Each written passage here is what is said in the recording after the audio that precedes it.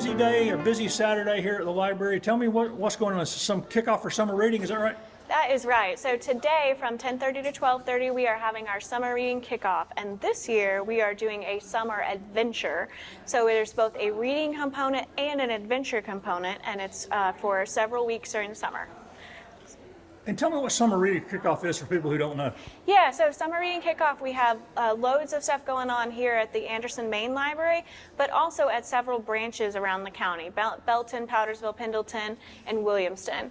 And we've got fun activities for kids and adults. We've got crafts. We've got a bike rodeo outside where we're giving away free helmets. We also have several like Reedy Rip'Its here, the Chick-fil-A cow, and we've got several games and different things set up all through the library. So also today we have our local author fair happening at the same time here at the Anderson Main Library. We have 13 authors who are here who've written their own things. They're local people. Be great to have you come out and support their work. And how can people participate in the summer reading program if they're not here today? Yeah, so it's okay if you can't come today. We have sign-ups online, so you can get on our website, find summer reading, and it will take you to show you how to log in with the Beanstack app. You can download on your phone. It's super easy. Just enter your kids and yourself into it and track your reading each week. And do you know how many people participate in that on an annual basis in the past? We usually have thousands of people participate within Anderson County, but we'd really love to get more people because, you know, during the summer you have that no school and there's sort of a literacy slide sometimes. So just to keep kids engaged in reading and activities at the library would be really helpful for families. That's good.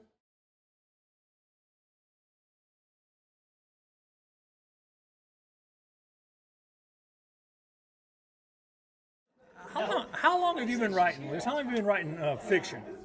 35. Since I'm about 35. I was a teacher. I always liked fiction. The more I taught, the more I read closely. And I just started loving the short story. Went from there and realized I had my own stories to tell. Those whispered things that you grow up with, and then just the fun things that you do as a crazy teenager. So I had my own stories, and I started putting them down. And so how long did it take you to write your novel? This one, really, since I retired, I had been looking into, like most people, into your roots, your ancestors, the mysteries that abound in your background. And there was one, well, that's sort of her face, named Icy Jones. She was a great-grandmother, and I got curious about her because her son, my grandfather, was illegitimate, and there were different rumors about who the father was, and that's what I started digging into, trying to find that.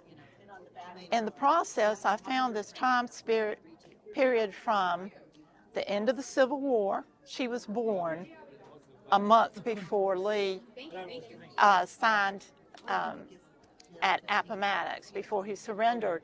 So it covered that period, which I had thought was a terrible period for the South. You know, I learned that people just still trying to make a living, still loving, still hating, still having babies, burning barns. And the more I learned, the more I wanted to put down. So this is the story of that from 1865 going forward. It's set in Anderson County, set at the courthouse, a good bit of it, the old courthouse, and it follows several families, but I think they're representative of what was going on then.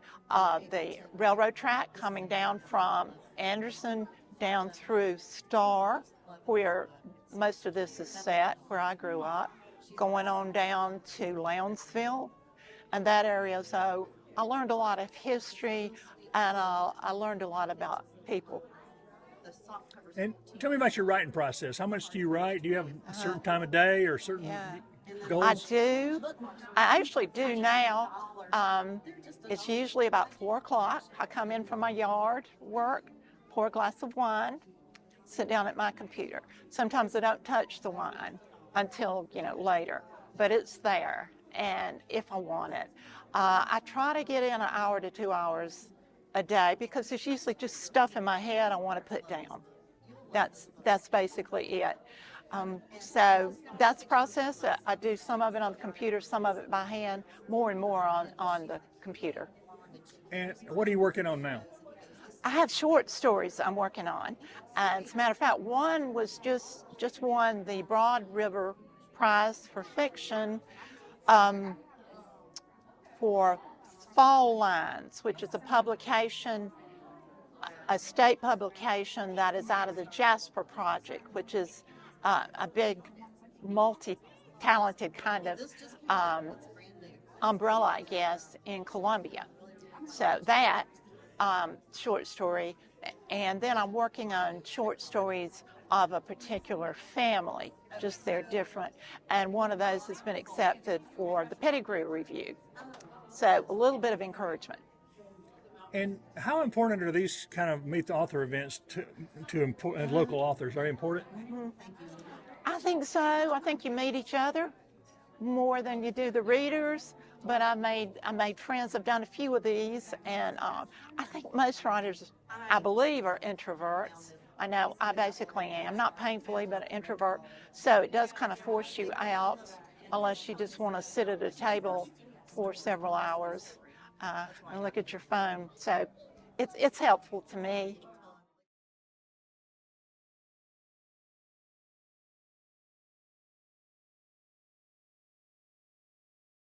My name is Mariah Chavis, and then this is my book, Heart of the Sea. It's a young adult / teen fantasy about a girl whose sister's been taken, and she has to save her by traveling across the seas to do it. And so she has to trust the guy who's been sent by an evil queen to kill her in order to get there. And how did you get interested in writing? Were you a reader at an early age? Or? Yeah, I started reading really in depth and like middle school, like age 12 when I read Twilight, because that was only 2008 when it was really popular. And then I just started writing stories after that, and I wrote different stories, and then I started querying this one, which is when you try to find an agent or a publisher, and then it got accepted back in 2021, and it came out last year. And tell me about your writing process.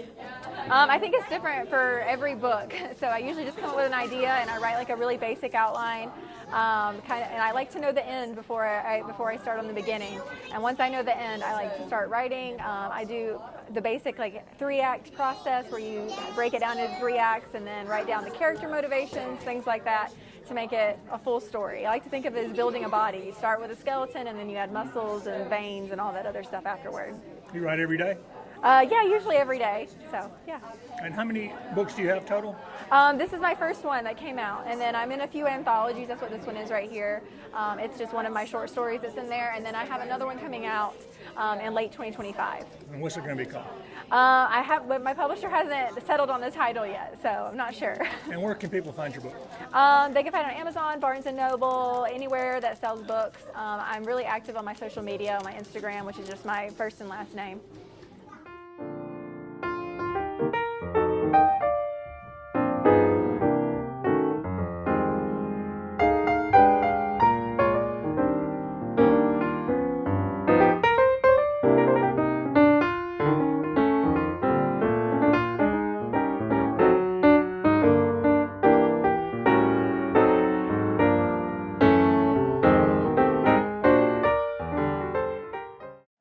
I'm Angela Mason Lowe. And tell me about your book here today. I have 2 books. They're both entitled Vets Helping Vets Anderson in Their Own Words. And I interview veterans from World War II to now, and I ask them stories. My purpose was to preserve the history that they actually lived. And I found a shoebox that was given to me early on with the first volume, and it had medals and awards Purple Heart, handwritten notes about the service that the World War II veteran had, and that really let me know that I was doing the correct thing, because so many times we don't ask our family members about their service, and I'm encouraging people to invite their neighbors, their family, their friends, to tell them a little bit and get it down on paper, and this will help preserve our history. So, What motivated you to do this? my husband is a veteran, and he is part of the Vets Helping Vets Anderson, and often heard these stories, and a lot of the stories were about the good things. And he came to me after losing one of his friends there and said, you know, I wish that their family had been able to hear those stories, and I wonder if they knew them. And so he said, could you help maybe put them down for them? And I said, I'll see what I can do. So I did, and now I'm working on the 3rd volume. I'm almost to the close of that, so it's been a good project. I sell the books for $10, and the proceeds go to Vets Helping Vets Anderson. So it's all volunteer. And where can I get the book at? The book is available on Amazon and through me, of course, and a lot of the veterans. McDowell's Emporium has the book also. They were put in a situation they should never. That's what they say. But you know, they'll tell you they know